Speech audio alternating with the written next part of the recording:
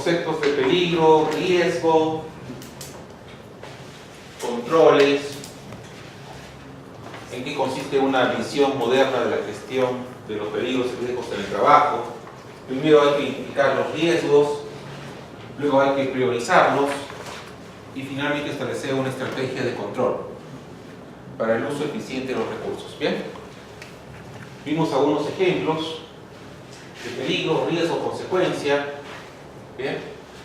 Y vimos de que a los peligros se les identifica y a los riesgos se les evalúa y se les controla. ¿Bien? Hay dos clases de riesgo. El riesgo base, inherente o puro. Riesgo base, inherente o puro. Y otro riesgo que se denomina el riesgo residual. ¿Qué sucede? El riesgo base es aquel en el cual ignoramos cualquier control existente en la organización al momento de evaluarlo. Y en el riesgo residual, al momento de evaluar el riesgo, de priorizarlo, tenemos en cuenta las medidas de control que tiene la organización. ¿Okay? Entonces, tenemos dos clases de riesgo.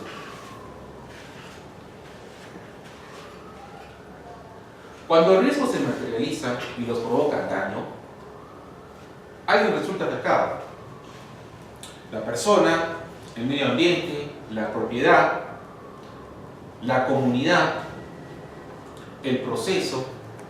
Si alguien resulta afectado, eso se denomina blancos de exposición. ¿Sí? Es el elemento ente que resulta afectado cuando el riesgo se materializa. Si hablamos de la persona, hay dos blancos: seguridad o salud de la persona. Seguridad, lesión física. Salud, enfermedad. ¿Okay? Después tenemos el daño a la propiedad y partes interesadas. ¿Bien? Comunidades. Pero también está el daño a la paralización del proceso. ¿Correcto? Daño a la paralización del proceso o también al medio ambiente.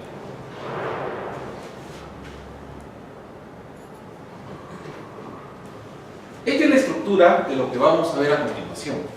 Vamos a realizar una metodología simplificada para llevar a cabo la identificación de peligros, identificación de riesgos, determinación de controles en una organización. La metodología que vamos a realizar aplica para cualquier tipo de organización. ¿Correcto? Y esta metodología se resume en lo siguiente. Primero vamos a identificar peligros. Vamos a identificar una actividad y vamos a identificar los peligros asociados a esa actividad. Adelante. Buenos días. Bien, entonces vamos a identificar actividades y luego todos los peligros asociados a esa actividad.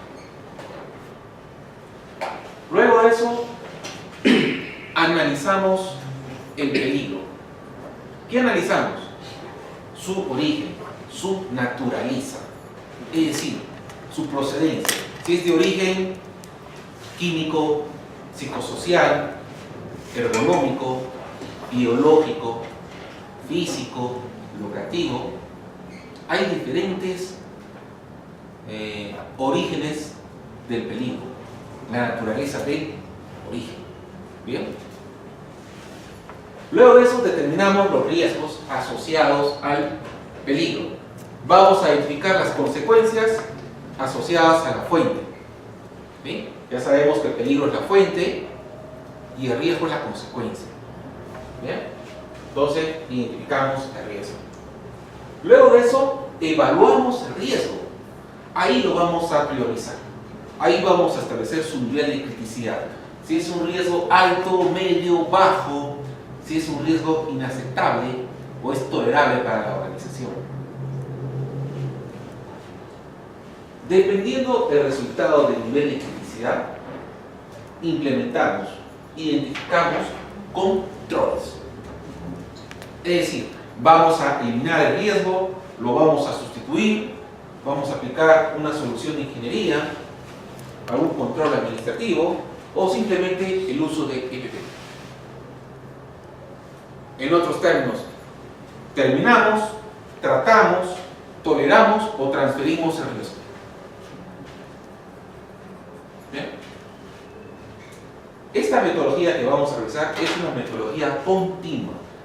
El I per se en una empresa es un trabajo continuo. ¿Sí? Continuo. Siempre existen peligros visibles, lo que evidentemente podemos observar de acuerdo a nuestro conocimiento, competencia, podemos observar y podemos controlar. Pero también existen peligros ocultos. ¿Sí? Ocultos. Que se observan en situaciones particulares de desarrollo de una actividad. Están ocultos. Mientras hacemos el trabajo, ¿no?, se van haciendo visibles. ¿Bien? Entonces, el I per se que vamos a realizar es un trabajo continuo.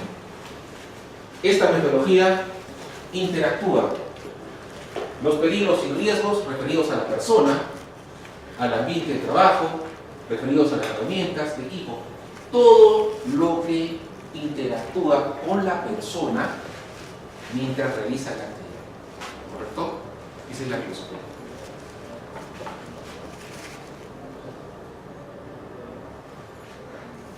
Pero ese método de I per se tiene un procedimiento asociado. Tiene un procedimiento. Porque es un proceso sistemático, organizado. Entonces requiere un procedimiento donde se establece un objetivo, un alcance, se establecen responsabilidades, ¿correcto? Y la metodología en sí. ¿Cómo vamos a identificar peligros? ¿Cómo identificamos riesgos? ¿Cómo evaluamos controles? ¿Quién elabora? ¿Quién revisa? ¿Quién aprueba las medidas de control? ¿Bien? Entonces se requiere un procedimiento asociado. Ese procedimiento tiene un alcance. Tiene un alcance. Entonces el I per se debe desarrollarse primeramente en todas las actividades, sean o no rutinarias. En todas las actividades. Yo les comento un caso. En una oportunidad en EGASA, participé en una auditoría de sistemas de gestión integrados. El auditor de SGS, mientras realizaba la visita a planta, observó que había una torre de comunicación y preguntó: ¿han identificado los riesgos asociados al desmontaje de esa torre de comunicación?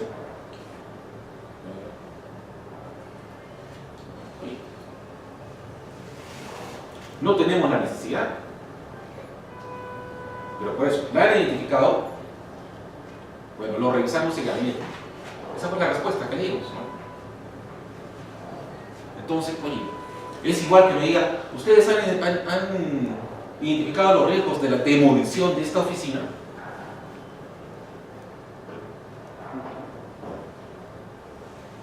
Entonces, ¿qué es lo que estaba buscando el auditor? El auditor no estaba buscando que le mostremos un registro de peligros y riesgos, buenos días, del desmontaje de la torre de comunicación. Lo que estaba buscando es si la empresa estaba preparada, había identificado el mecanismo para identificar peligros y sus controles cuando surja la necesidad. Cuando surja la necesidad. Eso se denomina un I per se continuo. La metodología que vamos a realizar tiene tres escenarios: de línea base, un escenario continuo y un escenario específico. Lo que primero hacemos cuando identificamos peligros y riesgos en nuestro puesto de trabajo es la línea base, es nuestro punto de partida, es el inicio. Levantamos un registro de todos los peligros y riesgos que podamos identificar. Es la línea base. Pero cuando surge la necesidad o cuando se realiza un trabajo, necesitamos también identificar los peligros en ese escenario. Eso es un hiper continuo. Pero cuando queremos hacer un cambio, o queremos introducir alguna acción correctiva, o queremos hacer algún trabajo puntual, puntual, podemos elaborar un IPC específico. Entonces hay 3 escenarios de esta metodología. ¿Bien? Entonces, el alcance también abarca a todas las actividades del personal, buenos días, del personal que tenga acceso al lugar de trabajo. Todas las actividades. ¿Bien? Contratistas, visitantes, proveedores, cualquier persona que tenga un interés, ¿no?, en la actividad de la empresa. Y aquí viene el tema que nos va a interesar bastante. Los peligros asociados al comportamiento, capacidad física y psicológica relacionada a la persona. Ahí viene el talón de Aquiles del IPC. La persona, identificar los riesgos asociados a la persona, los riesgos recurrentes, las conductas riesgosas, incumplimiento de procedimientos de trabajo, no usar EPPs, conducir vehículos a excesiva velocidad, conflictos entre trabajadores, ¿no? Luego, la identificación de peligros originados fuera del lugar de trabajo, capaz de afectar adversamente la seguridad y salud de las personas bajo el control de la organización, en su lugar de trabajo. Entendamos por lugar de trabajo todo aquel ámbito en el cual una persona desarrolla una actividad en comisión de servicio. ¿Sí? Lugar de trabajo es todo ámbito, todo lugar donde una persona desarrolla una actividad en comisión de servicio. ¿Correcto? Por ejemplo, aquí, en las empresas muchas veces tenemos mensajeros o tenemos que trasladarlos de una unidad hacia otra unidad. Adelante, buenos días. ¿Sí? Vamos al caso del mensajero. El mensajero tiene que repartir correspondencia. Sale de las instalaciones de la empresa. ¿Sí? ¿Cuál es su lugar de trabajo? La calle. Su lugar de recorrido. Es su lugar de trabajo. Entonces, ¿qué controles yo le doy a esa persona? Primero, me ocupo del mantenimiento del vehículo, de la capacitación de la persona, su competencia para manejo defensivo, primeros auxilios, licencia de conducir acorde con el tipo de vehículo. Me aseguro que el vehículo tenga su revisión técnica, tenga su SOA, tenga su tarjeta de propiedad, tenga todo el equipamiento necesario para una situación de respuesta de emergencia y operación auxiliar. Puedo hacer un rutagrama. Le doy comunicación. Ese rutagrama me aseguro que sea por su ruta de desplazamiento por una zona transitada, donde haya medios de comunicación, que no sea una zona aislada, ¿no?, que esté libre de algún acto vandálico. Esos son los controles en su lugar de trabajo. El señor está bajo mi control, ¿sí?, pero el ámbito no. Entonces yo implemento controles. ¿Bien? Pero hay otros. Peligros generados en la proximidad del lugar de trabajo. Por favor. Gracias. ¿Sí? Peligros generados en la proximidad del trabajo por actividades o trabajos bajo el control de la organización. Por ejemplo, tengo mi área de mantenimiento, tengo mi área de logística. Mantenimiento genera ruido. ¿Sí? Ese ruido va a afectar a la área de logística, pues tengo que controlarlo en el ruido. ¿Correcto? Entonces se refiere a los peligros y riesgos que puede haber entre la interacción en diferentes áreas. ¿Correcto? No solamente del área de mantenimiento, sino la interacción que hay con el área de logística. Después, a la infraestructura, mantenimiento, uso de infraestructura, equipos, materiales, herramientas, insumos. Y finalmente, los cambios.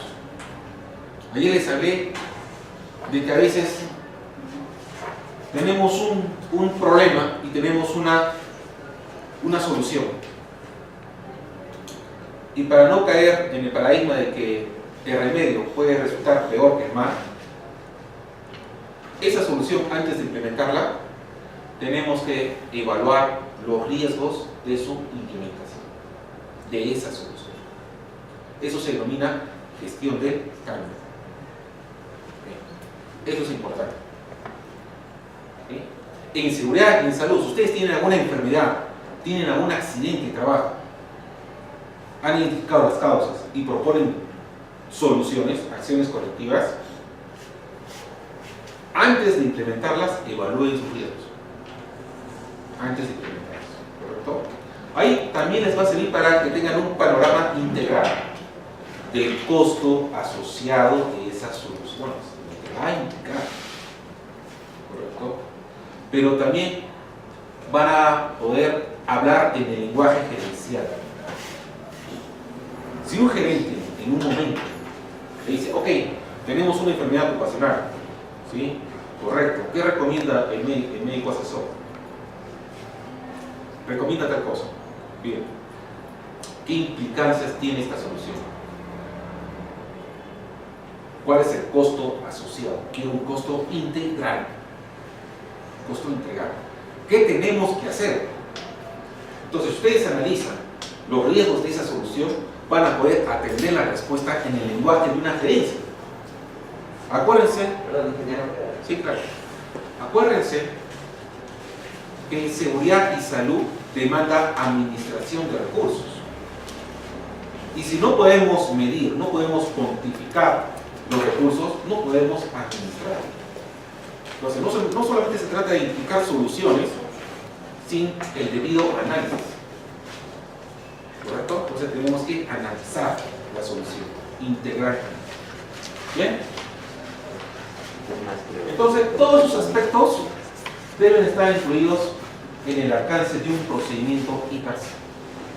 Ahora, la metodología que vamos a realizar utiliza dos variables para priorizar, para evaluar los riesgos. ¿Sí? Electricidad. Electricidad. Si yo les suelto ese término así, electricidad,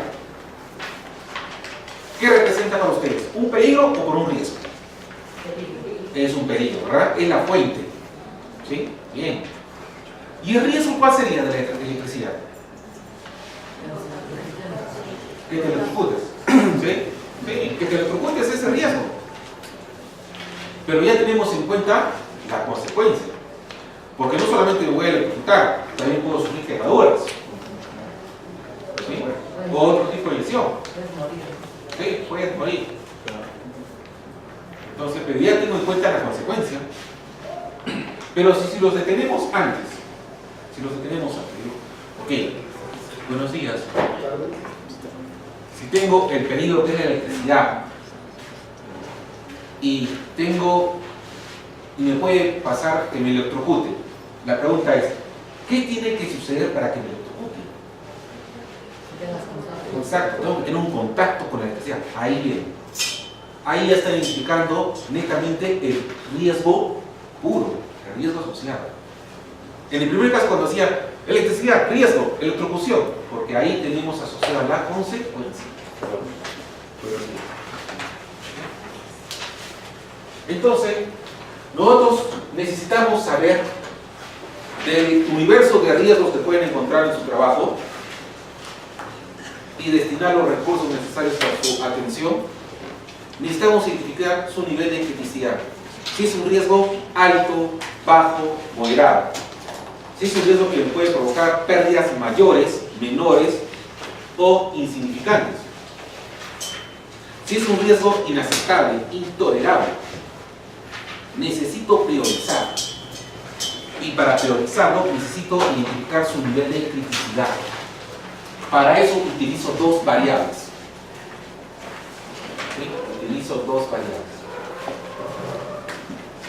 Esas variables son su probabilidad de ocurrencia y la severidad de sus consecuencias. Esas dos variables son la probabilidad de la ocurrencia y la severidad de su consecuencia. Son dos, probabilidad y severidad. Esas dos variables, el resultado de la multiplicación de esas dos variables determina el nivel de riesgo, determina el rango de riesgo, determina el nivel de criticidad de riesgo. Con esas dos variables, nosotros estamos priorizando el riesgo, porque vamos a indicar su nivel de criticidad. Acuérdense que tenemos que hacer uso adecuado de recursos. Bien, entonces empezamos con las matrices. Primero, las matrices de severidad. Cuando tenemos un accidente, este accidente no solamente puede afectar a la persona, puede afectar a la propiedad. Y si afecta a la persona, puede afectar la seguridad de la persona o puede afectar la salud de la persona. Si es seguridad de la persona, me refiero a lesión física, lesión corporal, fracturas, quemaduras, cortes, contusiones, lo evidente, lesión física. Pero si hablo de salud de la persona, me refiero a enfermedades. ¿Sí? Desde un simple malestar hasta una fatalidad por enfermedad ocupacional. Pero también, producto del accidente, puede dañarse la infraestructura, pueden dañarse los equipos, ¿sí? Entonces me puede provocar también un daño a la propiedad. Sucede el accidente, también me puede afectar a partes interesadas, a la comunidad. Puedo tener una queja, puedo tener un disturbio social por el problema de ruido que generan mis actividades. Entonces, esos elementos que les he mencionado vienen a ser blancos de exposición. ¿Sí? Entonces, para cada blanco de exposición hay una matriz de severidad. Entonces, hay 4 matrices. Una referida a los daños hacia la seguridad de la persona, otra referida a los daños a la salud de la persona, otra referida a los daños a la propiedad, daños materiales, y otra referida a los daños hacia partes interesadas. Entonces tenemos 4 matrices de severidad de daños. Si tenemos algún accidente, alguna pérdida. La primera corresponde a seguridad de personas. Observen, tiene 5 niveles, de un nivel catastrófico a un nivel mínimo. ¿Qué implica un nivel mínimo? Primeros auxilios. Crítico, pérdida de vida, accidente fatal. Igual, daño a la propiedad, desde un nivel mínimo a un nivel catastrófico. Pero ojo, en el modelo, si ustedes quieren aplicar este modelo a su empresa, esta matriz de daño a la propiedad tienen que hacer algún ajuste. Ustedes tienen que solicitar información a su área de finanzas o al área que maneje el seguro patrimonial. Cada empresa tiene su seguro patrimonial. ¿Qué quiere decir? Para esta empresa, un daño insignificante mínimo es hasta $10,000. Para esta empresa, un daño catastrófico hasta 35 millones, superior. Pero esta información, ¿de dónde sale? Sale de la cobertura de los seguros patrimoniales. Entonces tienen que trasladarse, coordinar con el área de finanzas, el área que maneje seguros, ellos les darán metodologías. Entonces, así como esta matriz no lo pueden aplicar. ¿Correcto? Es particular para una empresa. ¿Bien? Luego está la severidad a comunidades, partes interesadas. Desde un nivel mínimo, que es una queja, hasta un nivel catastrófico, que es la presión por cerrar el negocio, cuando no es atendido. Es un tema emergente. El tema social es un tema emergente. Va escalonando rápidamente. De una queja pasa a ser una queja en público. ¿Sí? Y luego involucran a las autoridades locales, involucran a la prensa local. No les haces caso. Pasan, involucran a los medios de comunicación masivos, nacionales. No les haces caso. Llega al ente regulador de tu sector, fiscalizador, paralización de tus actividades, sanciones, multas, y si el asunto es muy grave, retiro de la licencia de funcionamiento. Y finalmente, la matriz de severidad a la salud de la persona. Igual, desde un simple malestar hasta una fatalidad por enfermedad ocupacional. Miren, tienen 5 niveles. 5 niveles. Ahora veamos la otra variable, que es la probabilidad de ocurrencia. Esta es la matriz de probabilidad o frecuencia. ¿Correcto? Igual, tiene 5 niveles. Un nivel mínimo, raro. Y un nivel 1, el máximo, frecuente. Entonces, estas dos variables, severidad y probabilidad, las vamos a usar para determinar el nivel de criticidad del riesgo. ¿Correcto? Si es un riesgo alto, moderado, bajo. ¿Bien? Es el producto de estas variables. Observe, este gráfico relaciona la severidad y la probabilidad. Los 5 niveles. Es una matriz de 5 por 5. Es una matriz de 5 por 5. Entonces, para determinar el nivel de criticidad de riesgo, se multiplica la probabilidad por la severidad. ¿Correcto? Ese producto se denomina nivel de riesgo, rango de riesgo o nivel de criticidad de riesgo. Ese producto de nivel de criticidad nos va a servir para priorizar los riesgos. Oye, tenemos 10 riesgos altos y tenemos 5 riesgos bajos. ¿Dónde destino mis recursos? ¿Cuál es mi prioridad? Los riesgos altos. Voy ahí. Oye, tengo riesgos operativos. Tengo riesgos en el área de mantenimiento, de operaciones. Y tengo riesgos administrativos. ¿A dónde va? ¿A dónde concentran sus recursos? ¿Dónde destinan sus recursos en prioridad? ¿Al área operativa o administrativa? ¿A dónde van? ¿Qué opinas? Operativa, pero depende de la naturaleza de la actividad. ¿Es un banco o es una fábrica? ¿Qué es? Depende de la actividad. Pero si en una empresa tenemos administrativos y tenemos riesgos operativos, vamos a los operativos. Esos son los más críticos. En los administrativos no, un corte, una contusión, una fractura. No creo que pase más. No pasa. Pero en los operativos, ahí sí, fatalidades o incapacidades permanentes. Ahí sí. Bien, entonces, observen. Este rango sombreado del 1 al 6. Y este rango en verde del 8 al 25. Del 1 al 6 quiere decir que es un riesgo inaceptable, intolerable, requiere control. O sea, yo multipliqué la probabilidad y por la severidad y me salió 6. Es un riesgo inaceptable, requiere control. Y me salió de 8 a 25. Es un riesgo tolerable. Las medidas de control se mantienen. ¿Sí? Puedes trabajar de esa forma. ¿Sí? Puedes trabajar como está. Porque la pregunta viene, ¿quién selecciona la probabilidad? ¿Quién selecciona la severidad? Acuérdense, cuando vimos la visión moderna de la gestión de seguridad, en la priorización, en la identificación y priorización de riesgo, ¿quién intervenía? ¿Quién lo hacía? El personal expuesto, el que conocía la actividad. Entonces, es el personal competente. Por eso le decía, yo no soy tu soldador. ¿Creen que soy competente para identificar riesgos de soldadura? No. Y cada uno de nosotros tiene su competencia. Entonces somos competentes para identificar riesgos en nuestra actividad. Entonces, esas personas son las que participan acá. Pero siempre hay un umbral de error. Como es una estimación de riesgos, hay un umbral de error. Aquí, los que están en el campo, en el límite de volverse riesgos inaceptables, de 8 a 10, ahí también aplica el control.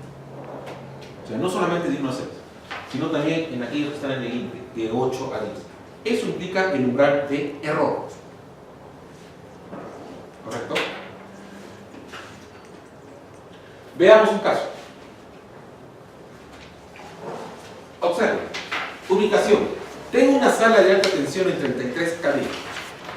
¿Sí? Voy a desarrollar una actividad de deshermetizado de instalaciones.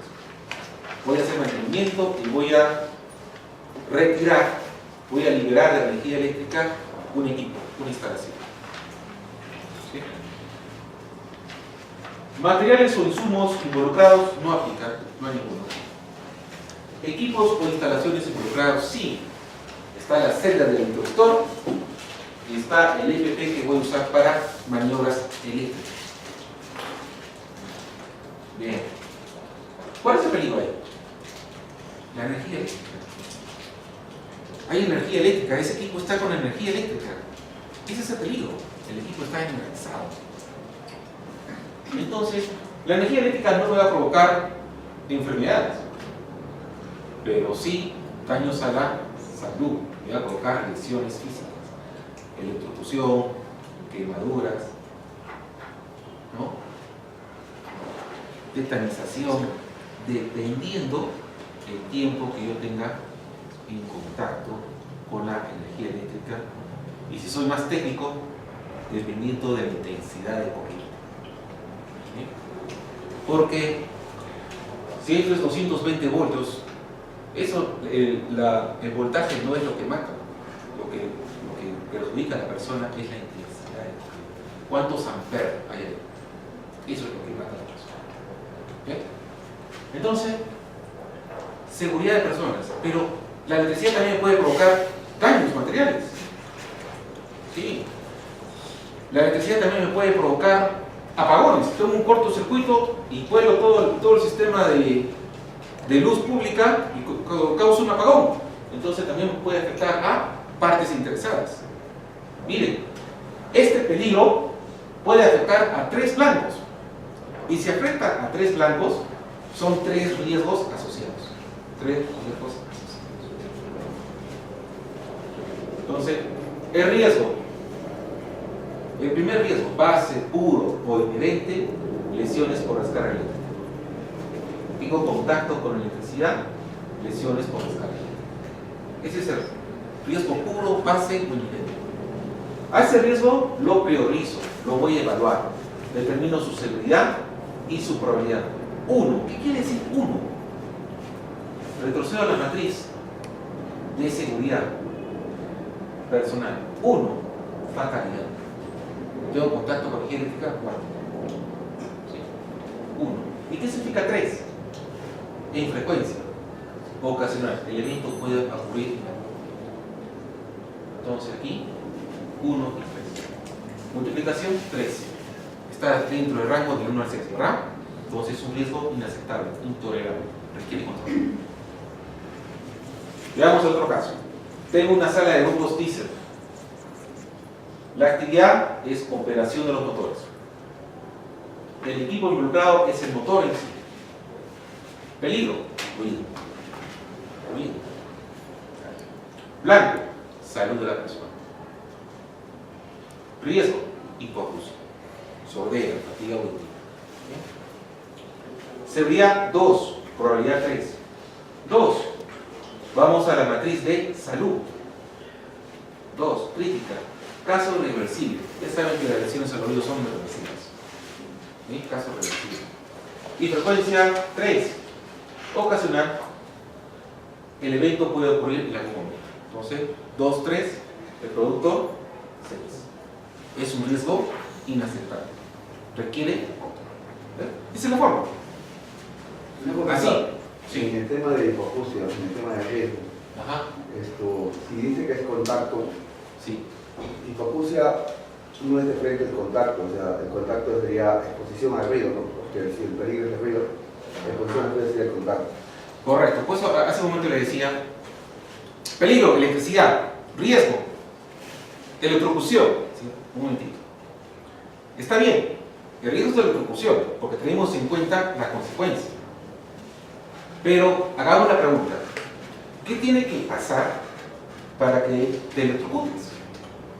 Y todos dijeron, contacto con la electricidad. Entonces, ese es el riesgo. El contacto con la electricidad, electrocución. Pero, normalmente, la consecuencia se asocia al riesgo. Y de frente, energía eléctrica, peligro, riesgo, electrocución. Por eso aquí. Ruido. El ruido es el peligro. Hipoacusia es la consecuencia. ¿Qué tiene que pasar para que yo registre un cuadro de hipoacusia o fatiga auditiva? La sobreexposición al ruido. ¿Correcto? ¿Estamos claros? Entonces había que agregar ahí hipoacusia por exposición al ruido. Puedes agregar. O sea, esta metodología simplificada, ustedes pueden agregar peligro, riesgo, consecuencia. O solamente peligro y riesgo. Si es así, la consecuencia prevalece. ¿Correcto? La consecuencia prevalece. Entonces puede poner hipoacusia por sobreexposición al ruido. O simplemente hipoacusia. Dependiendo la simplicidad de la documentación y términos que quieran emplear en su tesis. Depende cómo quieran manejar el tema. ¿Correcto? Para esta metodología prevalece la consecuencia sobre el riesgo. De frente, asocia peligro y consecuencia. Y lo define como riesgo. Vean ustedes qué les resulta más entendible y manejable. Porque ustedes, como líderes, van a tener muchos colaboradores. ¿Cuál es el lenguaje de entendimiento de ellos? Cada uno de ustedes lo conoce. Por ahí, no sé si me puede pasar, pero no sé si ha pasado también. Por ahí un tema de teoría. Yo como infacuncia me puede decir, entonces, ahí dice riesgo. Ahí no dice que pongas tú lo que va a pasar. Ahí dice que dice riesgo. Sí. Entonces, ahí un poco que me obliga, un poco para no tener el tema de observación o de no conformidad. No, dices, no, de mejora continua el juego. O podría mejorar el que yo ponga exposición a riesgo o hipoteca por exposición a riesgo para que yo pueda librarme de esa posible observación que puedo hacer. Porque me puede decir ahí se riesgo. Ahí por eso, que te pongo es que, lo que es bajar. A ver, hace un momento estábamos revisando que la metodología va acompañada de un procedimiento. Hay un procedimiento. En ese procedimiento puedes hacer las puntualizaciones que quieras. Puedes puntualizar. Es decir, bueno, este es peligro, este es riesgo, este es consecuencia. Puedes hacer una tabla y puedes referirte a los registros, a los formatos. Entonces ya estás llenando el vacío. Ya no vas a tener observaciones. Si no es así, si no lo tienes ahí en el procedimiento, acá lo puedes tener. En cualquier lado funciona. El tema es superar, es manejable. ¿Bien? Ok, entonces tenemos dos casos. Entonces, ahora vienen los controles. Ya hemos identificado y hemos priorizado el riesgo. Ahora necesitamos una estrategia de control. Vamos al control. Eliminamos, sustituimos, control de ingeniería, control administrativo, EPP. Veamos qué hacemos. Buenos días. Entonces, acá están los peligros y sus riesgos. Aquí están los blancos de exposición. El blanco más débil es la persona. ¿Sí? Yo les pregunto a ustedes, si ustedes sufren un accidente, pierden una mano, esa pérdida de la mano, ¿tiene un costo? ¿Tiene un costo? ¿O es invaluable para ustedes? Sí, no tiene valor, no hay un límite. ¿Es invaluable o tiene un costo? Es invaluable, pero no le vas a devolver tu mano. ¿Qué dice?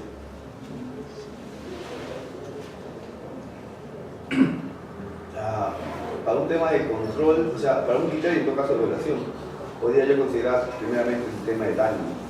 Y obviamente no le puedo poner, sí, pero bueno, el tema lo evalúo como daño, no le puedo poner un precio, ¿no? Porque es algo de eso. Para un tema de seguro, tal vez sí le puedo poner un tema porque corresponde a una tabla X, una pérdida de mano, tanto, indemnización, no sé, pero creo que más, puede ver el tema ahí de lesión personal, ¿no? ¿Qué tipo de lesión personal y qué tanto puede afectar?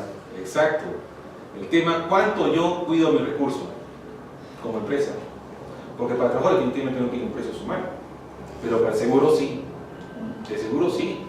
Te dice, si tú pierdes una mano, una falange, un dedo, hay un costo que yo te voy a coberturar.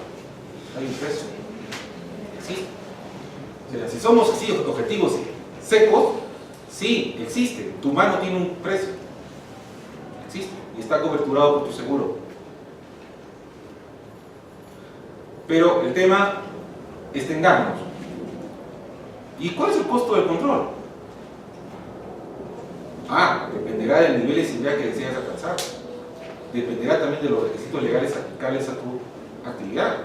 Como mínimo cumple requisitos legales. Ahí te voy a decir, para trabajar en altura, oye, el personal que está capacitado tiene que tener su EPP y tiene que tener su línea de encaje, por ejemplo. Lo dice la ley. Estás obligado a tener por lo menos eso. Estás obligado. Pero ¿quieres ir más allá? Ok. ¿Cuál es la política? ¿Cuál es el nivel de cultura de tu empresa? ¿Qué nivel de seguridad esperas alcanzar? Entonces, la medida de control. Acuérdense que la medida de control está en función de ¿qué? De los recursos disponibles. ¿Con qué recursos cuentas? ¿Cierto? Entonces, veamos, ¿qué consiste esto? Hemos visto una jerarquía de control de riesgo en la estrategia. Eliminación, sustitución, control de ingeniería, control administrativo, MP. Esa es la jerarquía. Pero hay otra, que se llama las 4 T's. Lo terminas, lo tratas, lo toleras o lo transfieres al riesgo. ¿Sí? ¿Qué significa terminar? Implica eliminar la fuente de riesgo. Es decir, eliminar el peligro. Vas a eliminar el peligro. Pero muchas veces el peligro es inherente a la actividad. No lo puedes eliminar. Vas a convivir con el peligro y sus riesgos asociados. Pero vas a implementar una serie de controles para decir, ah no, mi riesgo está controlado. A un nivel aceptable. Existe. Voy a convivir con él. Y la mayoría de las empresas convivimos con el riesgo. Convivimos. Tratar. Solución de ingeniería. Diseño. Medidas, acciones que minimizan ampliamente el riesgo. Lo minimizan. Es decir, reducen su probabilidad de ocurrencia y reducen su severidad de consecuencias. Reducen su gravedad de consecuencias. Tolerar. Control administrativo. Capacitación. Procedimientos. Inspecciones. Auditorías. Exámenes médicos. Señalización. Perfiles de puesto. Controles administrativos. Transferir. Seguros. Toda empresa tiene un nivel de seguridad. Toda empresa en ese nivel de seguridad contrata seguro complementario de trabajo de riesgo para su personal. ¿Sí? Contrata legalmente el seguro de salud. Contrata el seguro de responsabilidad civil frente a terceros. Contrata seguros patrimoniales. Cobertura al 100%. Porque tiene un nivel de seguridad. Las empresas aseguradoras no pierden. Yo te aseguro con el nivel de seguridad que tienes, yo te aseguro, yo te coberturo, pero tu prima es tal. Te hago una evaluación y te hago recomendaciones. Si tú las implementas, tu prima se reduce a tanto. En cualquiera de los dos escenarios, yo te coberturo, yo te aseguro. Y eso es un negocio redondo, porque la aseguradora contrata un coaseguro. Alguien detrás de ellos los cobertura a ellos. No pierden. Es así el negocio. Entonces, a eso se requiere transferir. Ojo, la empresa nunca transfiere responsabilidad. Solamente está contratando una cobertura para responder cuando tenga a un accidente, a una enfermedad, a una caída.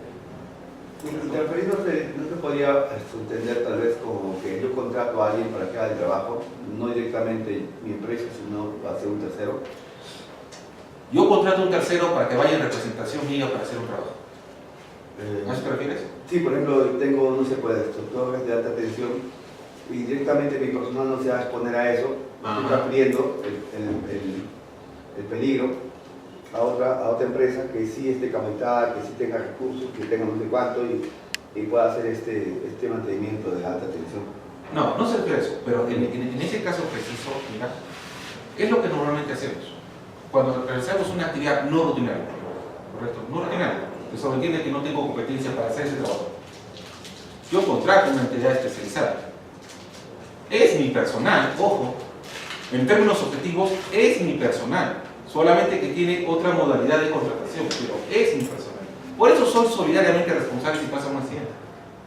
Yo no evado responsabilidad. ¿Correcto? No evado. ¿Bien? Entonces, en eso se refiere transferir. ¿Correcto? Seguros. Otra vez. Bien, aquí les he puesto mayor alcance. ¿Qué se considera como control de ingeniería? ¿Qué es considerado como documento y control administrativo? Y otras clases de controles, para que tengan mayor información.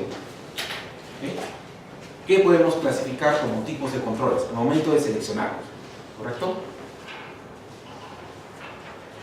Miren. Una vez que hemos identificado el control para los casos que hemos revisado, necesitamos identificar la efectividad de control. Ahí viene el tema.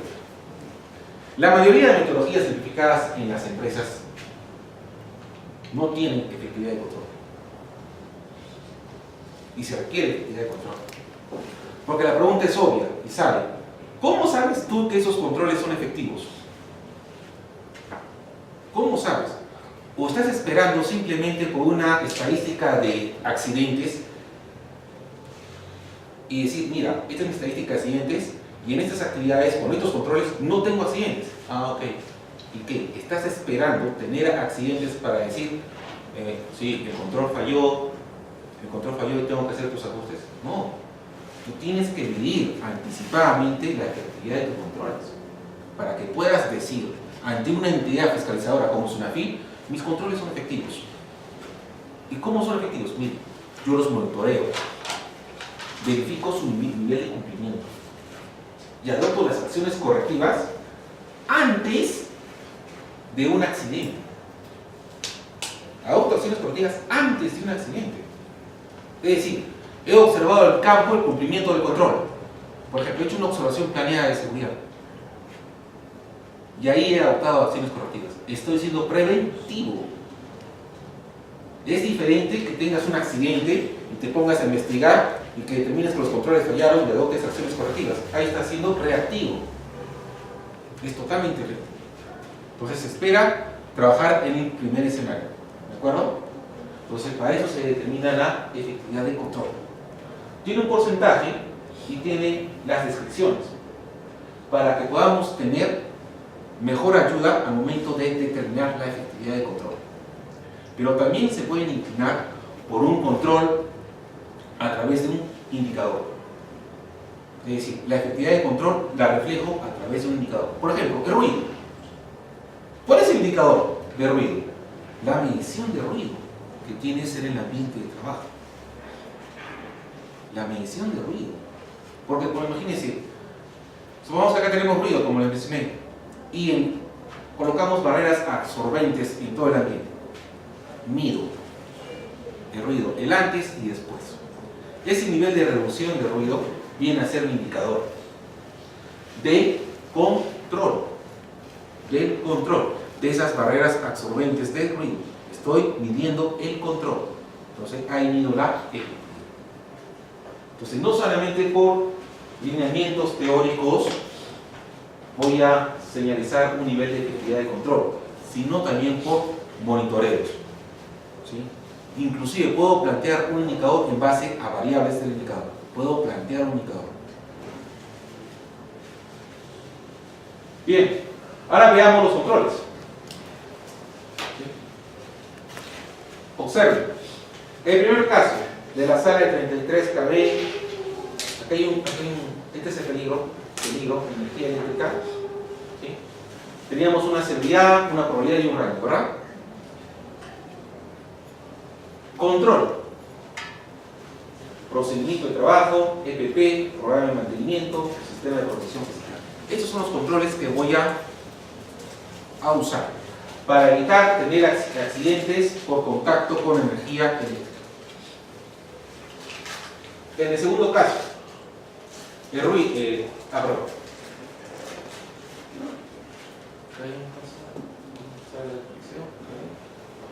Miren, en el segundo caso, es el mismo riesgo, la energía eléctrica, ¿sí?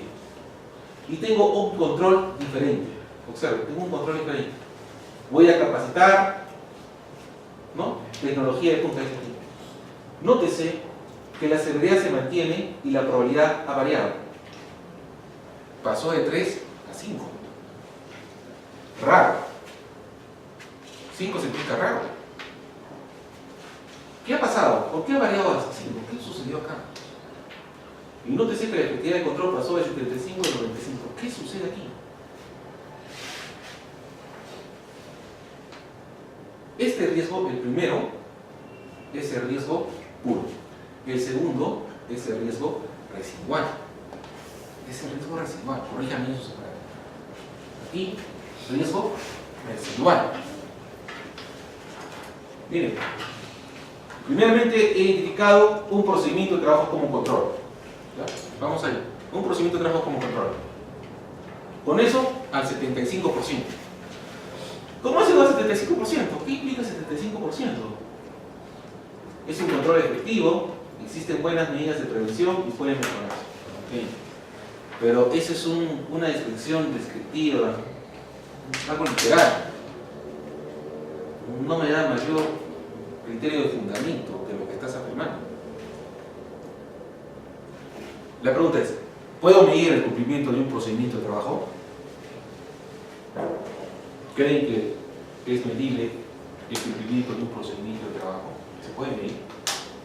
¿Puedo plantear un indicador de medición de cumplimiento? ¿Qué opinan? Antonio, ¿qué opinas? ¿Puedes medir un procedimiento de trabajo? ¿Puedo medir? Sí, el cumplimiento de un procedimiento de trabajo.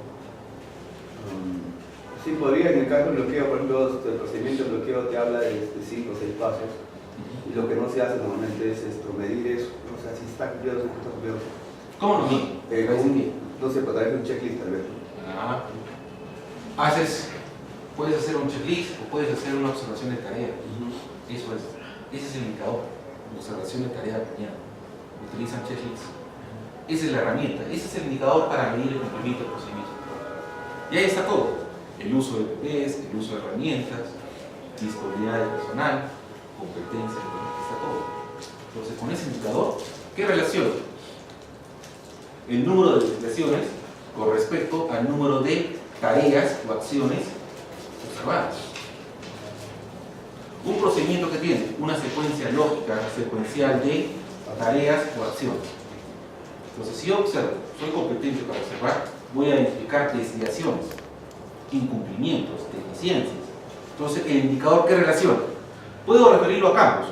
Oye, esta es una observación del EPP, de herramientas, competencias, disponibilidad de personal.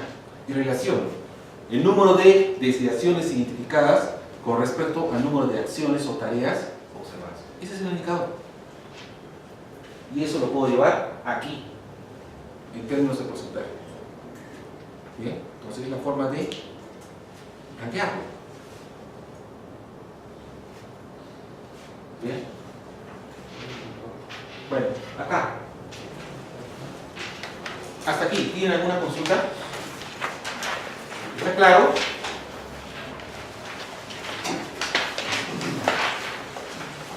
¿Está claro, Rey? ¿Está claro? ¿Segura? Bien. Entonces, hay 4 conceptos que van a escuchar: análisis de riesgo, evaluación de riesgo, gestión de riesgo, administración de riesgo. Vamos a analizar los riesgos. Van a decir, wow, ¿qué es eso? Eso quiere decir que vas a identificar los peligros y vas a identificar los riesgos asociados. A eso se refiere análisis de riesgo. ¿Sí? Vamos a evaluar los riesgos. Eso quiere decir que vas a identificar peligros, vas a identificar riesgos, vas a valorar, vas a priorizar los riesgos. A eso se denomina evaluación de riesgo.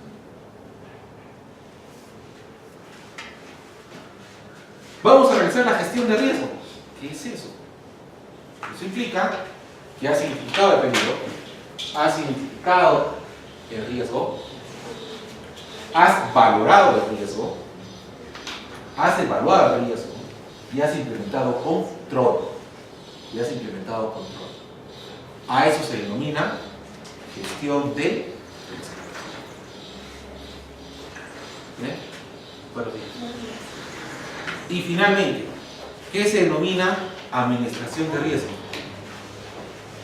Administración de riesgo es la administración de recursos. ¿Sí? Es la administración de recursos para el control de riesgos. A eso se denomina administración de riesgo. La administración de recursos para el control de riesgos. Entonces, esos términos los tienen que tener bien claros, bien diferenciados. ¿Correcto? O sea, ya sabemos qué es análisis de riesgo. ¿Qué es análisis de riesgo? ¿Qué es análisis de riesgo? ¿Cómo te llamas? ¿Giselle? ¿Qué es análisis de riesgo? Identificar primero. Sí, pero antes de identificar los riesgos, ¿qué identificas? Exacto. Identificas peligros, identificas riesgos. A eso se llama análisis de riesgo. ¿Bien? Si hablamos de evaluación de riesgos, Efraín, si hablamos de evaluación de riesgo, ¿a qué nos referimos? Identificar también, valorar, priorizar los riesgos, ¿no? De acuerdo, pero primero, si hablamos de evaluación de riesgo, primero identificas el peligro. Segundo, identificas el riesgo. Tercero, valoras el riesgo, es decir, determinas su probabilidad y su severidad. Esos tres pasos se llaman evaluación de riesgo. Ahora, vamos a gestionar el riesgo. Ahí identificamos peligros, identificamos riesgos, valoramos riesgos, evaluamos riesgos. ¿Evaluar qué significa? Has llegado a determinar el nivel de criticidad, nivel de rango de riesgo. Y aplicamos control. A eso se denomina gestión de riesgo. Y administración de riesgo implica lo que es administración de recursos para el control de los riesgos. Entonces, esos cuatro términos los tienen que manejar. ¿Correcto? Ya saben qué implica.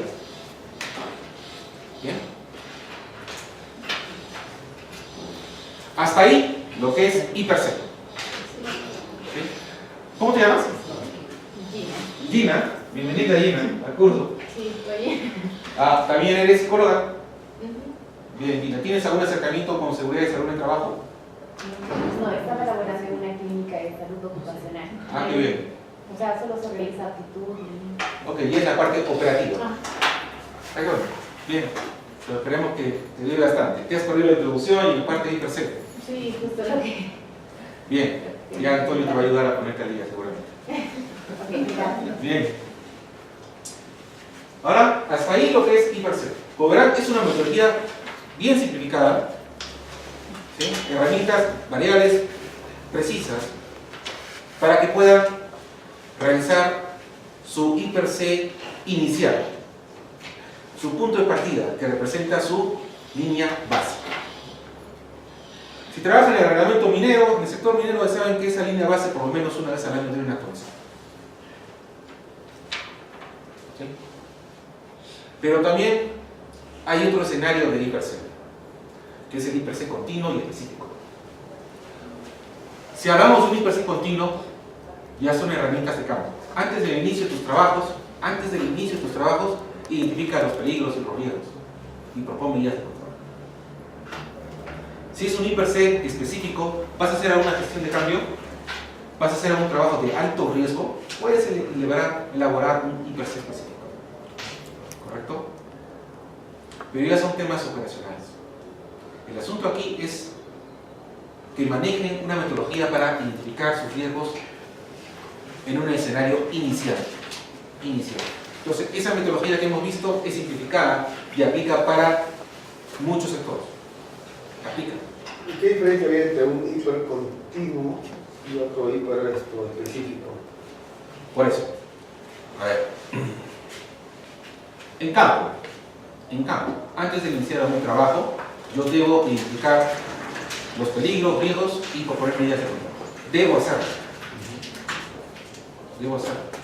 Pero, ¿qué sucede aquí?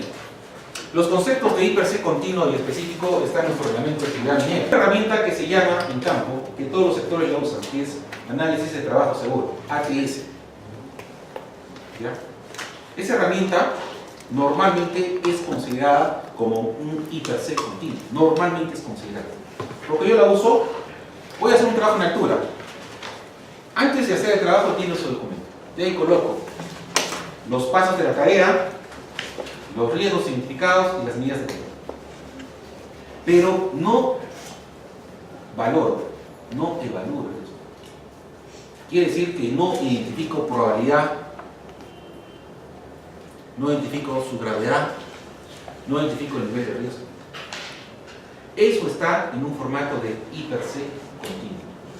Entonces, ¿qué han hecho las empresas? Han fusionado un modelo de ATS con un modelo de hiperse continuo. El hiperse continuo también tiene lo mismo.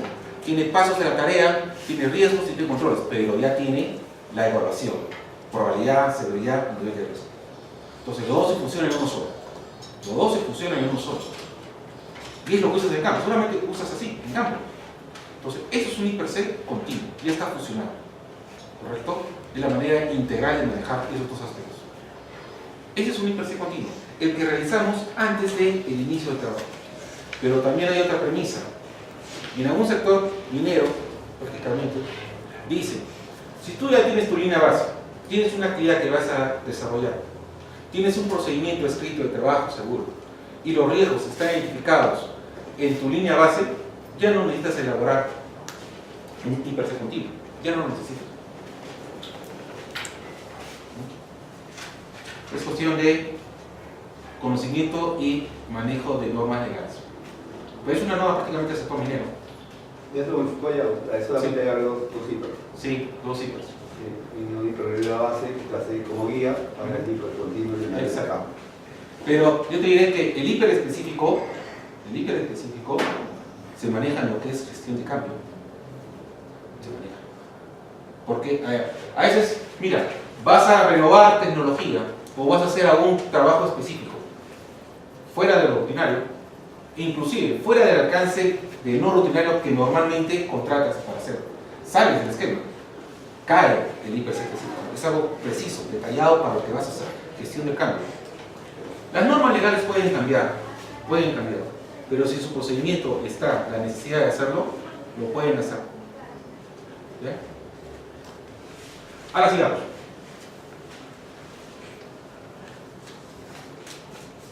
Con el tema de salud ocupacional. ¿Qué entendemos por salud ocupacional? ¿Sí? ¿Qué entendemos por salud? Reiki. ¿Qué entendemos por salud? Ahí como sistema de brindar bienestar a través del equilibrio físico mental social. Salud ocupacional es el equilibrio de los aspectos físico, mental y social de la persona. Es el equilibrio. ¿Sí?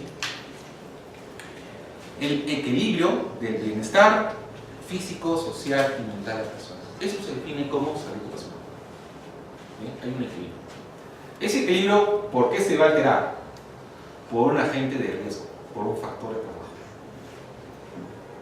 ¿Correcto?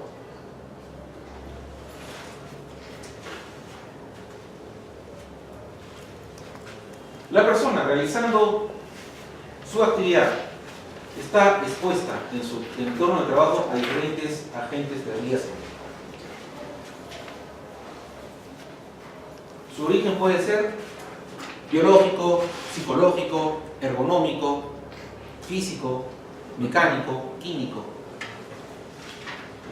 Diferentes tipos de agentes de riesgo interactúan con la persona en su lugar de trabajo. Pero también hay otra clase de riesgos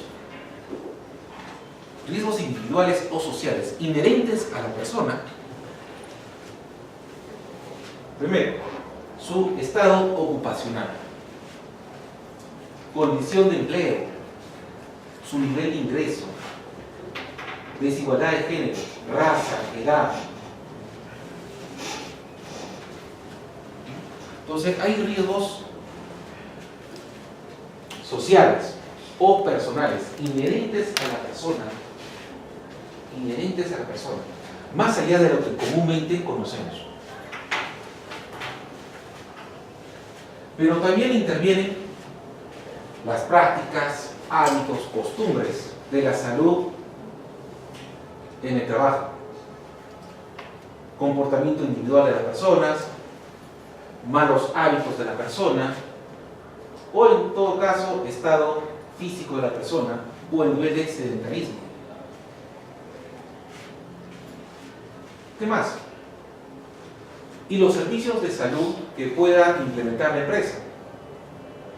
Medicina ocupacional, psicología, higiene en el trabajo, medidas de rehabilitación o curativas por alguna enfermedad o por dolencia del trabajador y el nivel de cobertura de seguros. Todos estos aspectos van a interactuar con la persona en su lugar de trabajo y van a propiciar la alteración de ese equilibrio de bienestar. ¿Sí? Van a tener injerencia en la ruptura de ese equilibrio de bienestar social, mental, ¿sí? Físico de la persona. Sobre todo. Definición como enfermedad ocupacional hay muchas, diversas. ¿Sí? Hay muchas definiciones. Como ven acá, 3 definiciones. ¿Sí?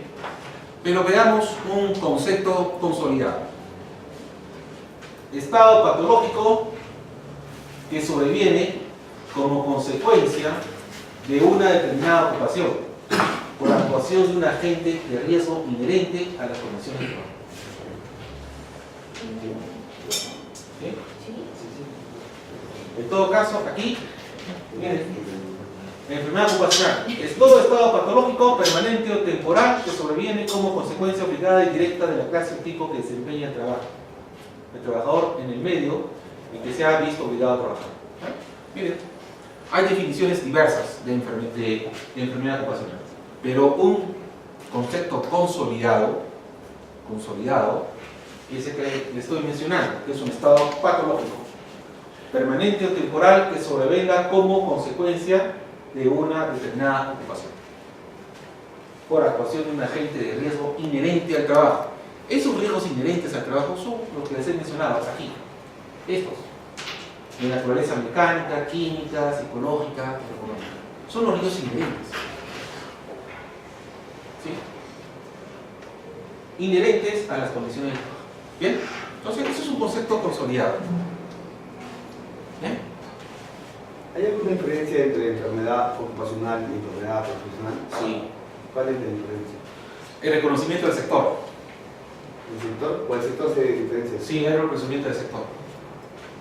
Hay un reconocimiento del sector. Sí, del sector. Veamos. Enfermedad ocupacional. ¿De qué depende? Si aquí nos sueltan un agente de riesgo, por ejemplo, nos liberan una concentración de un gas tóxico en este ambiente, no todos los vamos a enfermar igual,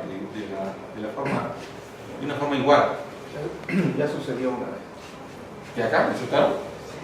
¿Qué resultaron? No, soltaron, creo que estaban cocinando aquí o lo Ya, y se contaminó todo. Sí, contaminó, empezamos a toser todo. Yo lo conté un caso. En el Centro de Idiomas de la UNSA, ¿lo conocen? Sí. Ok. En el segundo nivel del Centro de Idiomas de la UNSA, mientras estábamos en clases, nos encontramos esos sprays de protección personal. ¿Se conocen? Ajá. Sí. Gas pimienta. El gas pimienta. Aparentemente mi compañera lo hacía así y no pesaba nada, si es un envase conmigo, no pesa nada. Y comenzó a manipularlo. Y no salía nada. Está vacío. Lo han dejado ahí porque está vacío. Ah, presta, le digo, presta. Y lo agarré, fue y salió un hilito finito. Y acá. Y las personas de adelante la profe comenzó a tomar lista. Y todo el mundo decía, presen, presen, presen. Y el otro, Carlos. Y no decía nada. Y comenzó la gente a salir ya llorando, no podían hablar. Nadie miró nada, pero todo el segundo piso del Centro de Idiomas no pudo hacer clase. Pero no todos reaccionamos igual. Luis, estuvimos expuestos a la gente de riesgo, pero no reaccionamos igual. Las consecuencias no son igual. ¿De qué depende? Primero del tiempo de exposición. Después de la concentración de ese contaminante. Luego, ¿qué más? De las características personales de la persona. Algunos somos prevalecientes con respecto a algunos riesgos de mayor incidencia.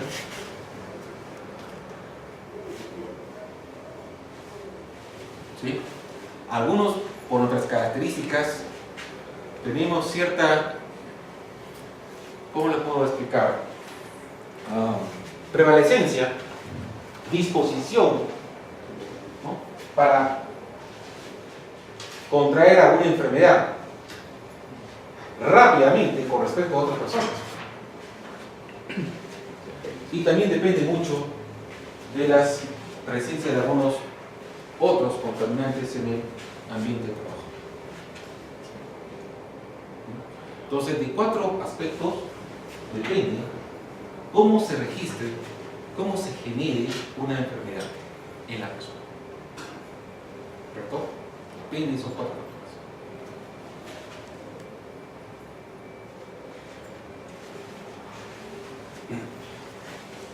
Veamos. Diferencia entre accidente y enfermedad. Por la forma de producirse. El accidente es súbito, repentino, ¿verdad? Te cae algo, te quemó, te cortó, te golpeó. ¿Sí? En cambio, la enfermedad es lenta y progresiva. La gente penetra en tu cuerpo, ¿sí? Se va acomodando y progresivamente va registrando un cuadro de enfermedad. Entonces, el efecto es lento y progresivo. No es súbito, no es inesperado, no es repentino. La causa que lo provoca, externa, ¿sí? Pero el agente no penetra. Te causa lesión, pero no penetra. En cambio, la enfermedad sí penetra. Es externa, pero el agente penetra. ¿Correcto? Ya se vuelve, ¿no? ¿Cómo se dice? Una persona, un individuo que convive, que habita dentro del trabajador. El tratamiento. En el caso de un accidente es de choque, inmediato, tienes una fractura de yeso, tienes un corte, sutura. Enfermedad, según la patología. Según la patología que tengas, el médico te da un tratamiento, ¿no? Para tu enfermedad. Pero la forma de conocerse, imprevisible, previsible. Si yo les digo que un accidente es súbito, inesperado, y les pongo acá, previsible, la pregunta es, ¿creen que hay trabajadores que les gusta accidentarse? ¿Qué dicen? ¿Creen que hay trabajadores que les gusta accidentarse? Conscientemente, no, pero inconscientemente sí. ¿Cuál sería la diferencia? Por ejemplo, lo que decía ayer, la gente normalmente le molesta un poco el casco, pesa mucho, ¿no? Y dice, no, pero no me pasa nada. Claro. Entonces, obviamente, es previsible que en algún momento se pueda accidentar no teniendo el casco, ¿no? Y esto es lo que es, ¿no? O sea, se venía a venir, o sea, porque en algún momento le va a pasar, ¿no? Entonces, no es que sea al azar o algo así, sino que es algo que viene, ¿no? Exacto. Es previsible, porque ya tiene un mal hábito de trabajo. Es previsible, ese señor no usa casco, en algún momento se va a accidentar. Y es previsible. Correcto, está bien. Pero también es fortuito. También es fortuito, sucede. ¿Sí? Y no hay muchos casos de accidentes fortuitos. Tuviste la mala suerte de estar ahí en ese momento. ¿Sí? Se sopló un empaque de una tubería de alta presión. Justo estuviste pasando por ahí y te sufriste, ¿no?, el contacto con esa descarga de vapor. Imprevisible. Pero, dependiendo del contexto, desde donde lo vemos, ojo, porque para esa persona que estuvo transitando por ahí, se sopló el empaque, lo afectó. En ese contexto, podemos decir que fue fortuito y previsible, ¿verdad? Pero vamos a otro contexto. Vamos a otro contexto. Hay un responsable, ¿verdad?, de mantenimiento. ¿Sí? Sí, claro. Entonces, ese responsable de mantenimiento sabe que tiene que cumplir un mantenimiento programado de ciertos mecanismos, ciertas partes, ciertos materiales. Tiene que cumplirlo. De lo contrario, va a generar pérdidas, va a generar fallas, y estas fallas pueden afectar al proceso, al mismo equipo o también a la persona.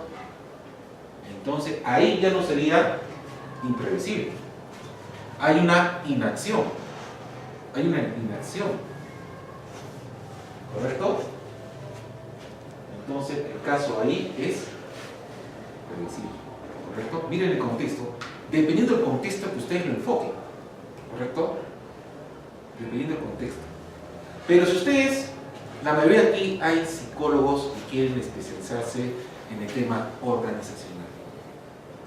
Una cosa es la cultura del trabajador y otra cosa es la cultura organizacional. ¿Correcto?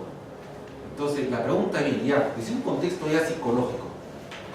Ya te estimes, Antonio, tú eres ingeniero, ¿sí? Un momento, tú también eres psicólogo. Estoy aprendiendo. ¿Ah? Estoy aprendiendo. Ahí estás aprendiendo, está bien. Entonces, abstenerse. Vamos a aperturar un poco el campo psicológico de la persona. ¿Sí? Desde el contexto psicológico, les hago la pregunta. ¿Sí? ¿Creen que hay trabajadores y por qué motivo les gusta accidentar? ¿Qué opinan?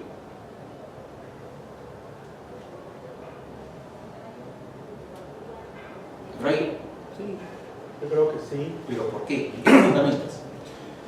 Pueden ser por algunos factores, digamos, momentáneos, ¿no? Algún tipo de repente, depresión, querer buscar una conducta de riesgo, un momento difícil que están atravesando y se exponen, simplemente.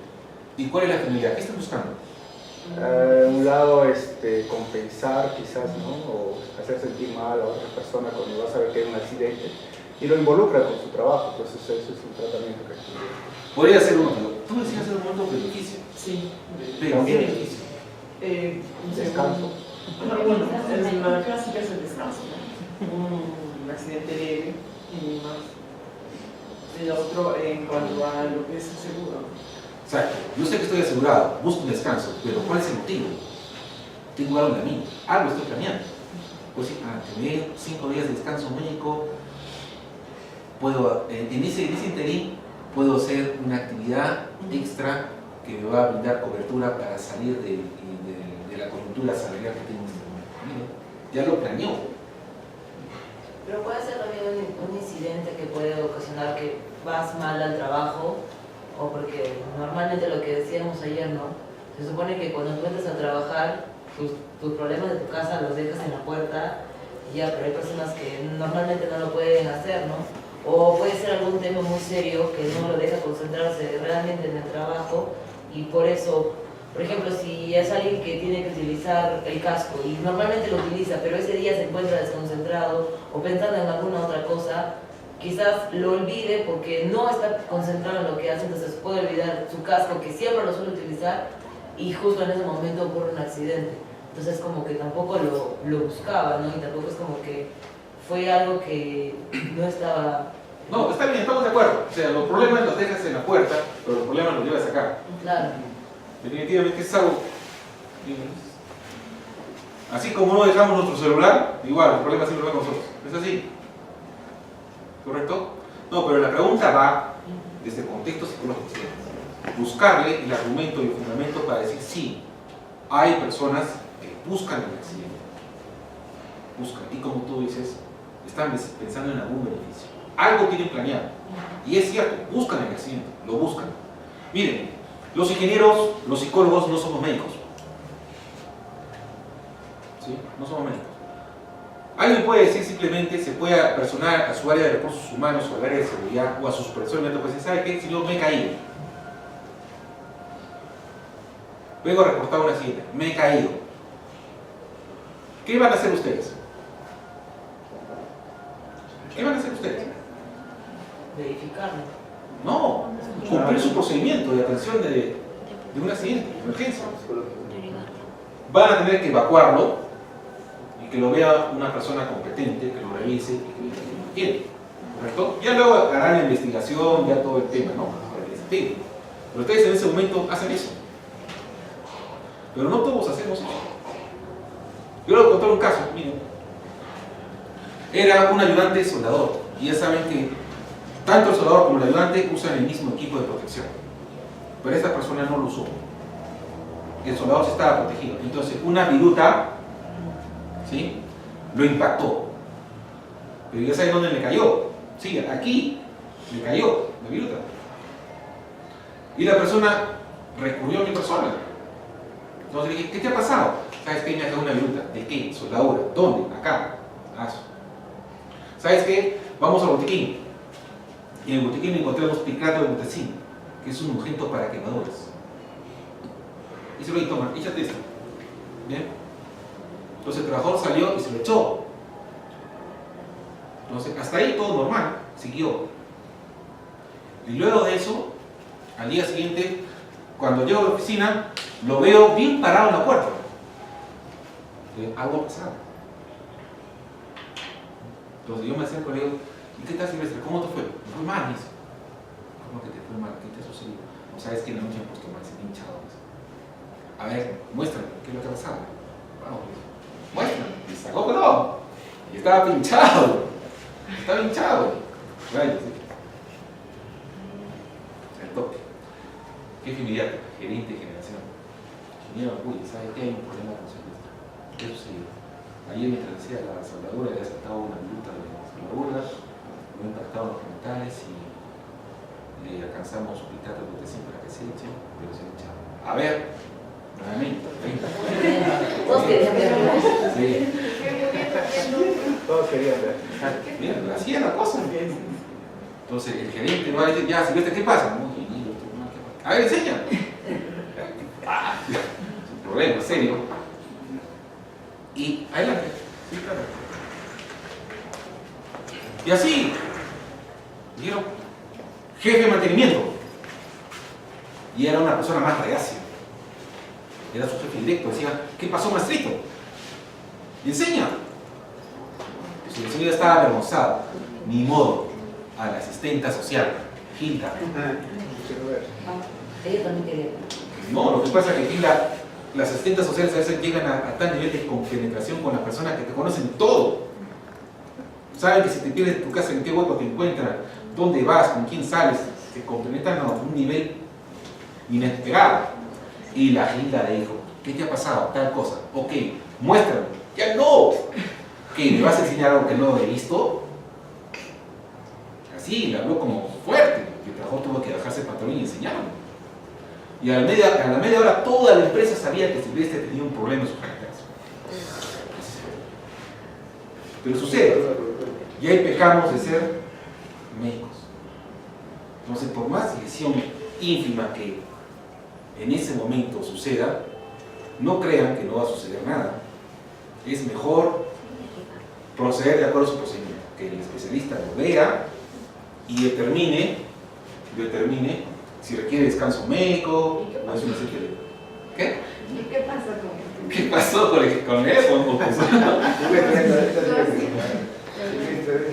No, se lo llevaron al hospital, pues, y fue todo un problema porque sí, realmente estaba hinchado. Entonces ahí, es que lo que pasa es que los botiquines son para primeros auxilios, encuentras gasa, algodón, bolitas, nada más, así, nada más es eso. Pero en algunas empresas son un poco más paternalistas. Y por la lejanía a un centro asistencial, a veces no tienen un tópico. Entonces, ¿qué hacen? Sus botiquines son un poco más, se vuelven un poquito más de farmacia. Tienes un Panadol, tienes un Locorralán, algo para el malestar en ese momento. Entonces, por lo que sucedió, dijo, no. Así el sindicato se levante y haga todo lo que quiera, vamos a retirar todas las cosas que no estén contempladas como primeros auxilios. ¿Correcto? Y vamos a hacer hincapié al cumplimiento del procedimiento en caso de accidentes. Que lo vea el especialista. ¿Correcto? Y no asumamos como que no ha pasado nada. No pasó. Pero sí, conservó sus genitales. Está bien. Conservó. ¿Sí? Bien. Ok, entonces hablemos de las causas. Ok, miren, aquí. Los factores inherentes son los agentes de riesgo. Esos contaminantes. Son una forma de energía. ¿Correcto? Pero también hay unos agentes de riesgo que son vivos, son seres vivos. ¿Sí? Yo hablo de agentes de riesgo como energía. Tengo agentes de riesgo físico, ¿correcto? Que ven ruido, que ven ventilación, que ven temperatura. Hay un tipo de energía ahí, energías no ionizantes. Pero si me refiero a un agente de riesgo vivo, ¿a qué me estoy refiriendo? ¿Ah? Bacterias. Exacto. Me refiero a bacterias, parásitos, hongos, virus, ¿verdad? Riesgo biológico. Pero también el riesgo biológico son vectores. Vectores. Mosquitos, moscas, plagas. Plagas de conejos, plagas de ratones. Riesgo biológico. Manejo de residuos. Bien. Productos químicos. Todo esto interactúa. Todo esto interactúa. ¿Sí?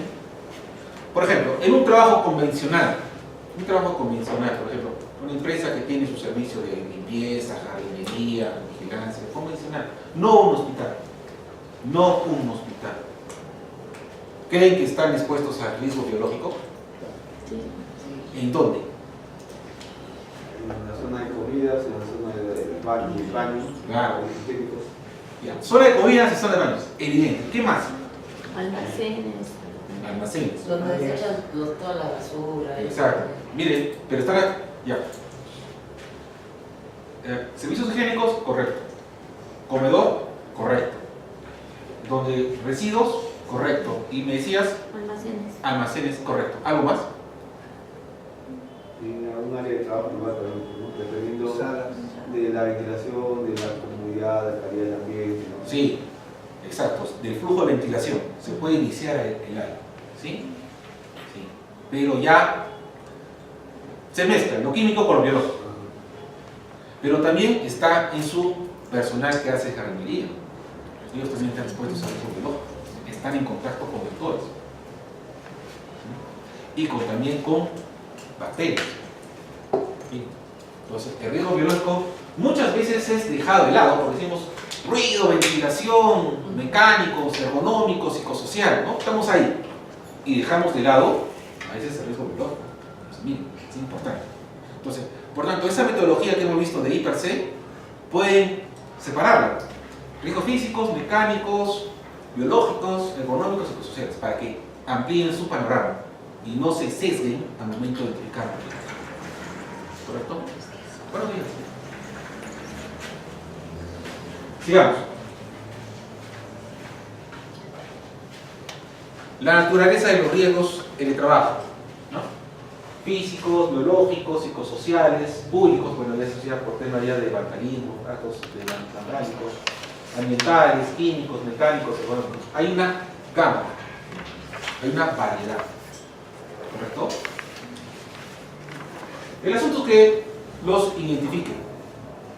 Nosotros vamos a desarrollar dos casos, vamos a ampliar la información con respecto a dos casos, que es el normal, el común, que es el tema físico, ruido, y el tema psicosocial. Porque el tema ergonómico es otra parte del curso, ¿correcto? Ahí sí lo vamos a ampliar más. ¿Bien? Entonces, el físico puede ser radiaciones, ionizantes, no ionizantes, iluminación, ventilación, temperatura. ¿Bien? Mecánico, ¿no? Elementos punzocortantes, ¿sí?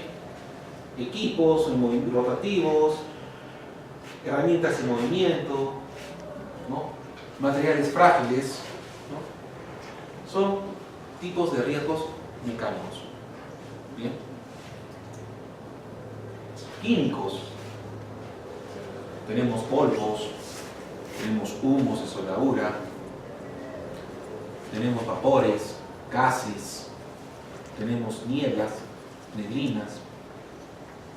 ¿Bien? Entonces, hay una gama de riesgos químicos. El biológico, lo que acabamos de mencionar, ¿no? Bacterias, parásitos, virus, ¿no? Vectores, plagas. Ergonómicos. Sobreesfuerzos, posturas, movimientos repetitivos, errores de diseño, movimientos inadecuados, sobreesfuerzos, manipulación incorrecta de carga, vamos a desarrollar la psicología de los objetos, ¿no? Terminando esto, vamos a entrar a lo que es psicología de los objetos. Y vamos a ampliar todo lo que es ergonomía. ¿Ya? Psicológico, ¿no? Y ese es un tema también que lo vamos a ampliar. Aumento de ansiedad, distracción, pérdida de concentración, disminución de autoestima. Hay una gama de riesgos de carácter psicológico. La pregunta viene aquí, para ustedes, la mayoría que son de esta rama. Los ingenieros nos nutrimos de diferentes ramas. ¿Sí? ¿Cuál es la metodología? ¿Por qué metodología se inclinan ustedes para identificar riesgos psicológicos?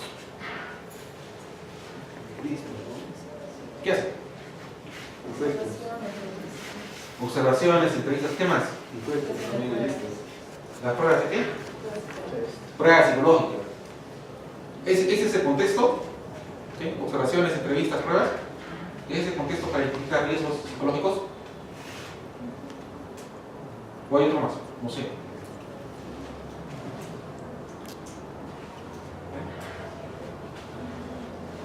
Como le decía ayer, la ingeniería llega hasta cierto límite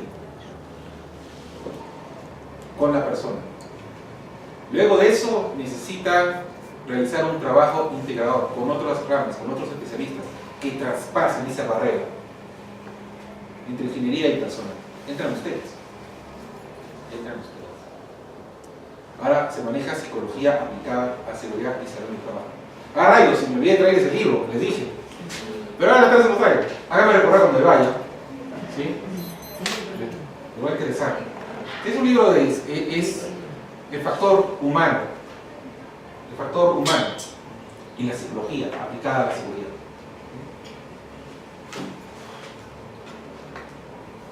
Entonces, vamos a ampliar el tema de los agentes de riesgo desde el punto de vista de salud ocupacional, ¿sí? El ruido y lo que es psicosociales, ¿correcto? Bien. Antes de ello, hay una normativa que les mencioné al inicio del curso, una normativa que está muy asociada a los parámetros de los exámenes médicos, sus guías de desarrollo o protocolos, sobre la competencia de las personas que los desarrollan, que los administran, que los manejan, y de los resultados. ¿Sí? Pero esos aspectos regulatorios, netamente regulatorios, son de carácter normativo. Seguramente cuando al término del curso les van a alcanzar cierta bibliografía, las diapositivas y el acompañamiento de esa normativa legal. ¿Correcto? Pero en particular no tanto que se concentren ahí, porque el tema de ejecución operativa, ya si hablamos de exámenes médicos, lo maneja un profesional. ¿Sí? Que ustedes intervengan en alguna etapa, sí, administrativamente, de implementación de mejoras, medidas correctivas, pero directamente, operativamente en ese tema no van a intervenir. ¿Correcto? Entonces, estos dos alcances de ruido y de psicosocial, un poco más enfocado como gestión y tomando algunas disposiciones legales de referencia, ¿está bien? Pero el detalle en sí de la normativa de nuestro sector de salud y trabajo aplicable para el tema de exámenes médicos en salud ocupacional es un tema netamente normativo. Y al final del curso seguramente les van a alcanzar la carpeta, donde está toda la normativa que tienen que revisar si es de mayor interés para que lo tengan presente. ¿Correcto? Entonces veamos el tema de ruido. Cuando hablamos y los entendemos, los escuchamos entre nosotros, o susurramos cosas al oído, ¿cuál es la escala conversacional? ¿Por qué dice, oye, tienes un menoscabo en tu prueba de audiometría? ¿Qué se refiere? Tienes una pérdida auditiva. Oye, has salido con trauma acústico nivel 1. No, tu nivel de audición está conservado. tu examen de actitud de tu examen de audiometría arroja acto, no arroja un acto con restricción. ¿Sí? ¿A qué se refiere? Nosotros tenemos un rango de audición que va de 500 a 3000. Ese es el rango de escala conversacional. En esa frecuencia nosotros los entendemos. ¿Correcto? Si detectaran a un menoscabo, a una pérdida de audición en ese rango, ahí sí estamos frente a un caso de hipoacusia. Irreversible. ¿Sí? Pero el rango de audición de la persona es más amplio, de 20 a 20.000 Hz. Ese es el rango de audición de la persona. Inferior a los 20, vibración. Superior a los 20.000, ultrasonidos. La mayoría de ustedes que trabajan seguramente ha pasado un examen de audiometría en un momento, ¿sí? Y seguramente lo ha hecho a cabalidad, ¿sí? Porque la idea es que te identifiquen, estoy bien o estoy mal, y qué debo hacer, no empeorar. A la mayoría de nosotros nos encanta escuchar música, alto volumen, ¿sí? A la mayoría nos gusta escuchar o tener audífonos en las orejas, ¿sí o no? Dormimos con el audífono, nos encanta la música, ¿sí? Pero estamos expuestos muchas veces por periodos prolongados o periodos cortos, depende de nuestro ritmo. Y cuando pasamos la audiometría, nosotros la pasamos bien, pero póngase en el denominador de sus trabajadores. Piensen en esos trabajadores operativos, en esos soldadores, albañiles, conductores, que tienen en la cabeza lo que tú decías: oye, si salgo mal, algo me va a pasar. Me van a botar el trabajo, me van a limitar las horas de exposición y eso va a repercutir en mi salario. Sabe Dios lo que tengan en la cabeza. Entonces, esas personas, ¿qué van a querer hacer? Van a querer sacarle ventaja y salir bien de ese examen. Salir bien. Entonces, antes te pasaba la audiometría y no te colocaba en una cabina silente. Ahora ya no. Ahora te coloca en una cabina silente. ¿Sí? Está contigo ahí. El problema está cuando inicia la prueba. Muchas personas comienzan a levantar y dicen: ya, vamos, a veces te pueden ayudar, te dicen: señor, vamos a empezar con el oído derecho. Ok, concentras toda tu atención en el oído derecho, ¿correcto? Ves nomás que la persona se sienta y comienzas a levantar la mano, así, como esos gatos que están en los chipas, ¿no? Estás ahí, levantándolo, que la señora te mira, tú sigues ahí levantando la mano. ¿Ah? Y en una oportunidad me dijo: oye, Renzo, me dice, tu personal, tú no tienes personas, me dice, tú tienes algún, no sé, hay alguna alteración genética en ellos, me dice. La genética sí, a un cruce con lobo, ¿no? Me dice, con un camello, ¿no? Me dice. ¿Por qué? Le digo: porque están detectando, me dice, ellos perciben frecuencias ultrasonido, me dice. No, lo que pasa es que aquí no les hemos explicado bien. Entonces yo como ingeniero puedo tener un alcance. Como asistente social hay otro alcance. Como médico tenemos otro alcance. Los tres tenemos que darle una información consolidada, por favor, para que pueda entender cuál es el beneficio, cuál es el objetivo del examen médico. Porque es un claro indicador que la persona está tratando de salir bien en el examen médico. Ya tiene alguna dolencia seguramente y trata de pasar bien. Está haciendo eso, ¿no? O sea, si bien esto es un chiste, una broma, pero vamos, analicemos qué está pasando ahí. Entonces, eso les puede ayudar bastante para tomar una acción oportunamente. ¿Bien? Entonces, este es el rango en el cual nos comunicamos. Tiempo de exposición. Para un trabajo de 8 horas, normalmente 85 decibeles, como verán acá, en escala mental. ¿Sí? En escala mental. A mayor nivel de ruido, menor tiempo de exposición. ¿Correcto? Menor tiempo de exposición. Pero estos son, de acuerdo a horas, niveles. Pero veamos algo relacionado a nuestra actividad. ¿Sí? Miren, cuando hablamos, hasta 30 decibeles. Cuando estamos en clase, ¿sí? Alzamos un poquito la voz, ¿sí? Alzamos un poquito la voz para comunicarnos, somos un poquito más empáticos, ¿verdad? No es gritar, pero somos un poquito más empáticos, precisamos en los detalles. ¿Sí? Nuestro tono de voz cambia hasta 40 decibeles. ¿Sí? 40 con mínimo 80 si elevamos ampliamente nuestro tono de voz. ¿Sí? La circulación de automóviles en un rango entre 50 a 90 decibeles. ¿Sí? Los equipos de música, ¿sí? En un rango de 70 a 100 decibeles. ¿Sí? 70 a 100 decibeles, tremendo.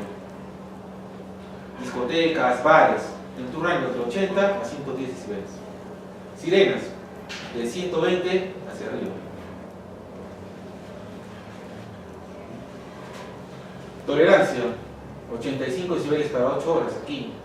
Pero eso sí, si estamos por debajo de este nivel bajo de ruido, por debajo de 85 decibeles, lo más probable es que tengamos un caso de fatiga auditiva. ¿Sí? Por ese momento vamos a perder el nivel de audición, pero lo trasladamos a un nivel exento de ruido y progresivamente recuperamos. ¿Sí? Igualmente, en ese tema, a partir de 80 para arriba, ya va a haber una lesión permanente. Entonces, si está dentro de la escala conversacional de 500 a 3000 Hz, es un caso de hipoacusia. Si está fuera de esa escala, los extremos de 500 a 3000, estamos hablando de un tema de trauma acústico. ¿Correcto? Efectos auditivos: fatiga auditiva, trauma acústico, hipoacusia. Ambos son pérdidas permanentes de la audición. Fatiga, pérdida temporal. Efectos no auditivos. Efecto fisiológico. Ok. Aumento de presión, aumento de frecuencia respiratoria, trastornos de sueño. ¿Correcto? Trastornos de sueño. Las personas que están sometidas a altos niveles de ruido tartamudean.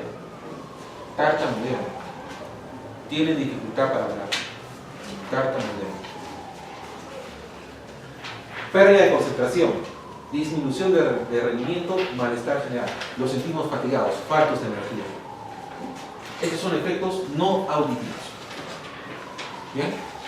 Esto lo va a analizar el médico ocupacional, lo va a analizar y va a proponer soluciones correctivas, donde va a intervenir las diferentes áreas de la empresa. ¿Correcto? La pérdida de audición temporal. Tras la exposición a un nivel elevado de ruido, se da un desplazamiento temporal de la audición. Ustedes se trasladan a un ambiente sin ruido, ¿sí? Al pasar el tiempo se va recuperando poco a poco, gradualmente la audición, hasta llegar al umbral de audición normal. ¿Sí? Entonces es una fatiga auditiva, es una pérdida temporal. ¿Sí? Pero permanente. ¿Sí? Trauma acústico cuando no afecta la frecuencia conversacional, es decir, de 500 a 3000 Hz. Cuando no afecta esa escala, es un trauma acústico. También es reversible, pero no tan severo como la hipoacusia. ¿Correcto? ¿Cómo controlamos el ruido? Podemos trabajar en la fuente, en el medio de transmisión o en el receptor o individuo. Si trabajamos en la fuente, hay diferentes opciones. Dependerá de los recursos. Hay N opciones de ingeniería para reducir el ruido en el punto de origen. ¿Correcto? Pero también está el medio de transmisión. Ahí está. Encapsulamos el ruido o simplemente lo aislamos. Ustedes observan en zonas de ruido, los lugares donde se ubican los operadores están construidos de cemento, de metal, de vidrio. Esos materiales repelen las ondas de ruido, repelen. Pero si colocamos plásticos, cerámicos, espuma en las paredes, esos materiales absorben el ruido. Entonces tenemos dos formas para controlarlo en el medio. Lo encapsulamos o lo aislamos. ¿correcto?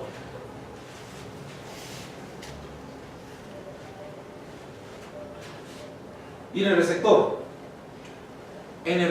en la persona, ya son medidas organizativas. Veamos. Primero, limitación del número de trabajadores expuestos. Limitar el número de personas expuestas. ¿Bien? En lo posible, en el menor número. Solamente personas que resulte imprescindible. Segunda medida organizativa, rotación del personal. Rotación del personal. ¿Bien? Rotación del personal.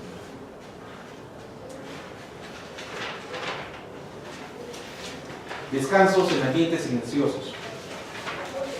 ¿Sí? Descansos en ambientes silenciosos. Entonces, hay tres medidas organizativas. Limitación de personas expuestas, rotación de personal, ¿sí? Rotación de personal, y lo que es implementación de ambientes silenciosos para recuperación de fatiga auditiva.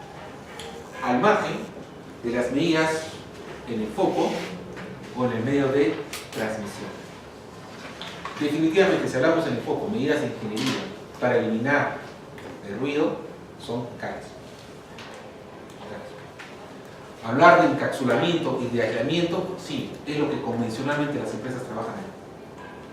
Trabajan convencionalmente ahí. Encapsulan, aíslan los lugares con ruido. Pero hablar de medidas organizativas, limitar a las personas, puede resultar accesible. Rotación de personal, si tienes disponibilidad del número de personas, pero implementar ambientes silenciosos, muy pocas. Muy pocas. Dependiendo. Eso con referente a extensión de lo que es ruido. Ahora un poquito más en su campo. ¿Bien? Vamos al tema del psicosocial. La pregunta es, ¿cómo te llamas, por favor? Besabel. La pregunta es, ¿cuál de estos tres aspectos tú consideras que resulta amenazante para el tema de salud ocupacional?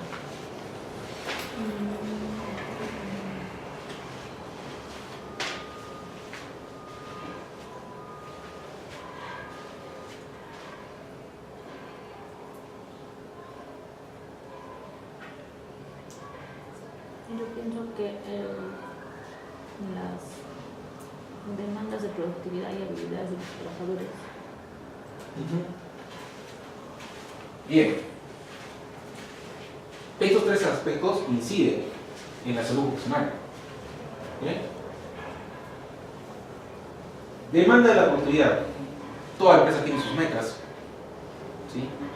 Tiene que alcanzar las metas. Y el personal, se espera que el personal sea competente y que las habilidades, ¿no?, estén alineadas al logro de esas metas. Tienen que sumar. Si hablo de la competencia de la persona, entiéndase por competencia a nivel de educación, nivel de formación, nivel de habilidad, de experiencia. Competencia de la persona. ¿Correcto? La tecnología es dinámica, cambia. Y si las empresas tienen los recursos para incursionar en la revolución tecnológica, bien. Pero a medida que incurren en la revolución tecnológica, definitivamente sus metas de productividad van a ser mucho más altas. Van a ser altas, ¿correcto? ¿Mayor demanda de mano laboral? Sí. Pero también, algunas veces no. Automatización, selección y competencia personal. ¿Sí? No necesariamente. ¿Sí? Pero también se genera, de cierta forma se genera una pérdida en el control de poder. La persona, señores, muchas veces, aún siendo competente para el puesto de trabajo, registra un nivel de pérdida de control en el trabajo. ¿A quién de ustedes no le ha pasado? Oye, se me olvidó de remitir el informe. Uy, no me alcanzó el tiempo para completar esta supervisión. Oye, ¿sabes qué? Se me han cruzado dos actividades. O creen que hay un porcentaje elevado de excelencia. Lo que yo programé, ejecuté. Y no he tenido ningún problema de reprogramación a un tema interno, no el tema fortuito, sino un tema interno que me ocasionó una alteración de lo programado. ¿Qué dicen? ¿Les ha pasado eso o no? Sucede, es un tema real, sucede. Entonces, todos registramos alguna pérdida de control de trabajo, todos lo registramos, ¿correcto? Todos. Todos debemos procurar ser metódicos, organizados, ¿no? Pero todos tenemos una cierta pérdida de control. ¿Sí? Y más aún, cuando hay una exigencia del empleador, peor aún. ¿Sí? Peor aún. Bien. ¿Cuáles son esos factores psicosociales? ¿Sí? ¿Con qué están relacionados directamente? Primero, con la organización. Están relacionados con el contenido de las tareas.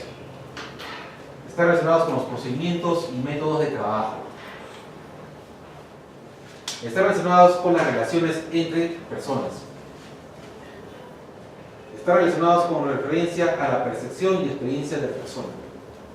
¿Okay? Entonces, factores psicosociales relacionados a estos aspectos. Pero estos factores psicosociales no son físicos, no son químicos, no son de origen biológico. Pero estas condiciones presentes en el lugar de trabajo, referidos a estos aspectos, los dos campos, organización y persona. ¿Sí? Miren, los dos campos, organización y persona. Estas condiciones que se generan, que alteran tanto la organización, repercuten directamente en la persona. ¿Bien? En este caso, el trabajador. Veamos. Con respecto a la empresa, a la organización, con respecto a la persona y otros factores. La organización del trabajo, estructura del centro laboral. ¿Cómo es la estructura del centro laboral? ¿Por qué ahí identificar riesgos de carácter psicosocial? ¿Qué hice? Ay, ¿qué pasó? Boicoteo.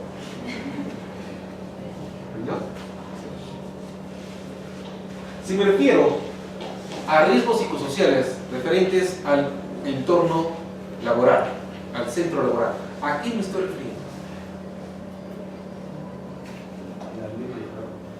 Ese ambiente de trabajo.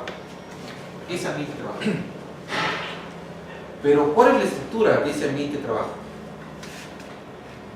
Por ejemplo, pongamos, hay recursos humanos, hay dos personas, estas dos personas se encargan de planillas, se encargan de legajos personales, se encargan de temas de atención del sindicato, se encargan también de temas de salud ocupacional, entre otras funciones de recursos humanos.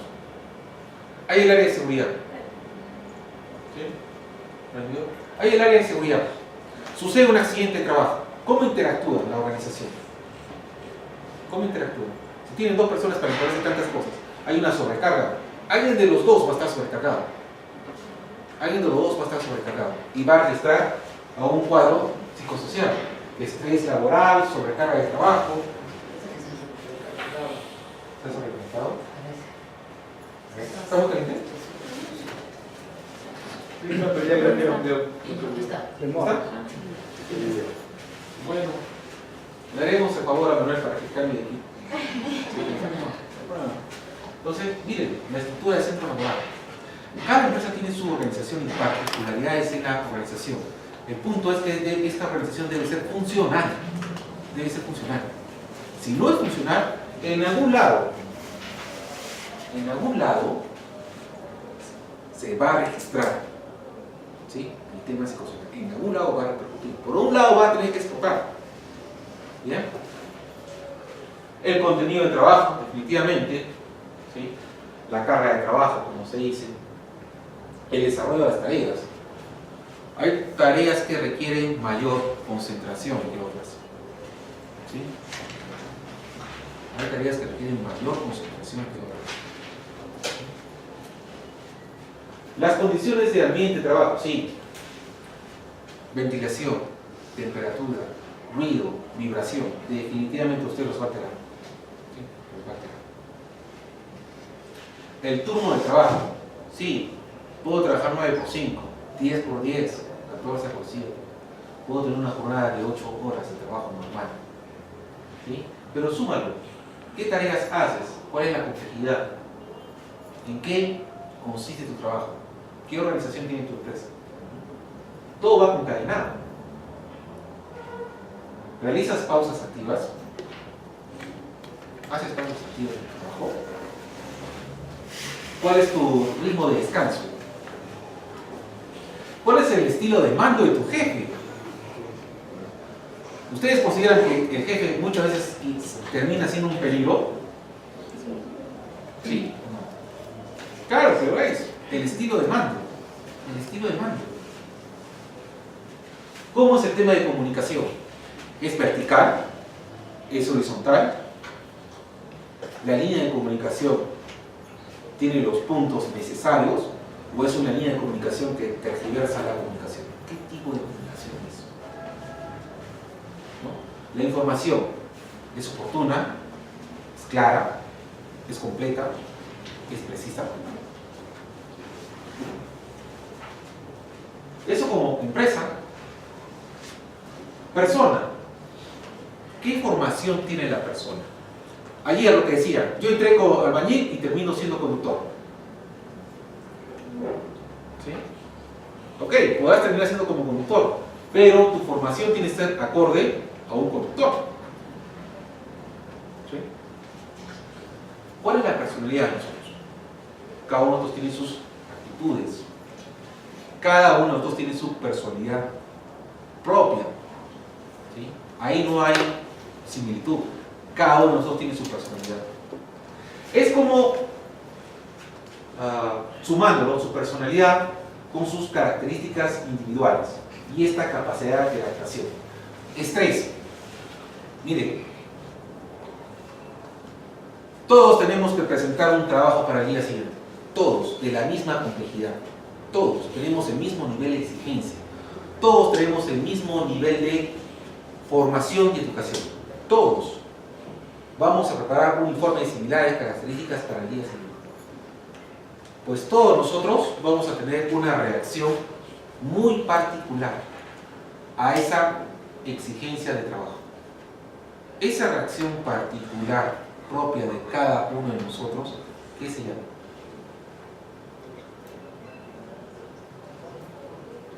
¿Cómo la llaman?